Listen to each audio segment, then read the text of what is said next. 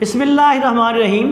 प्यारे भाई और बहनों, अस्सलाम वालेकुम वरहमतुल्लाहि वबरकातुहू। मैं हूं आपका मेज़बान हकीम शहबाज हुसैन अवान और आप इस वक्त देख रहे हैं Hakeem Shahbaz herbal TV on YouTube.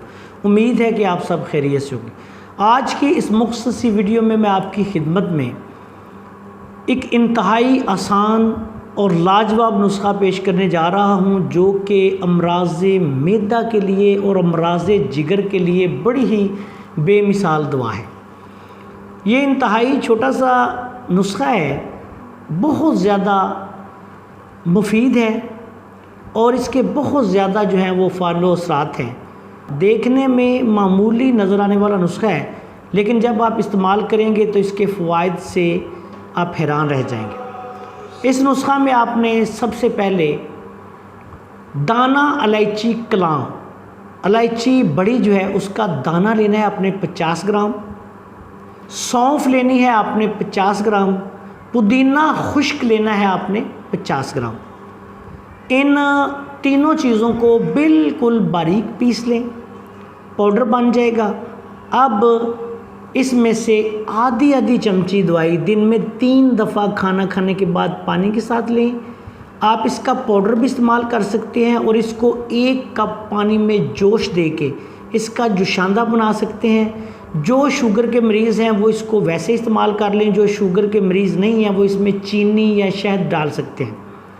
अब आते हैं इसके फ़वाइद की तरफ। असाबी गुद्दी तर गर्म मिजाज का हामिल ये नुस्खा बनेगा और मैदा के जो अक्सर अमराज हैं, मैदे में तज़ाबियत है, सीने की जलन है, सुदावी मिजाज की वजह से मैदा ख़राब है या सुफरावी मिजाज की वजह से मैदा ख़राब है, साथ जिगर ख़राब है, मैदा जिगर और अंतड़ियों के लिए ये एक बहुत ही लाजवाब और आसान सा नुस्खा है।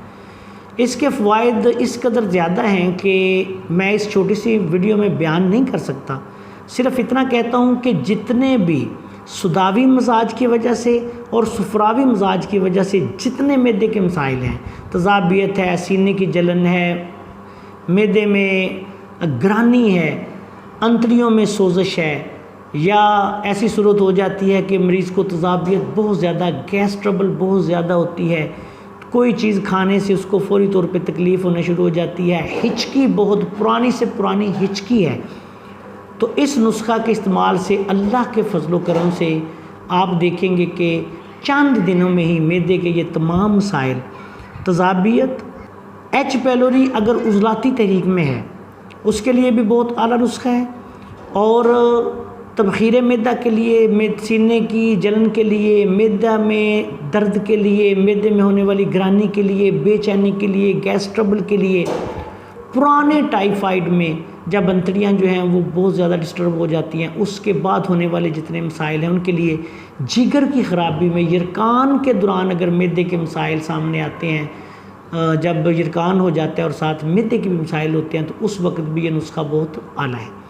इसको इस्तेमाल करें, ज़रूरत के मुताबिक 2 हफ़्ते, 3 हफ़्ते, 4 हफ़्ते भी इस्तेमाल कर लें तो बिल्कुल बेज़रर है।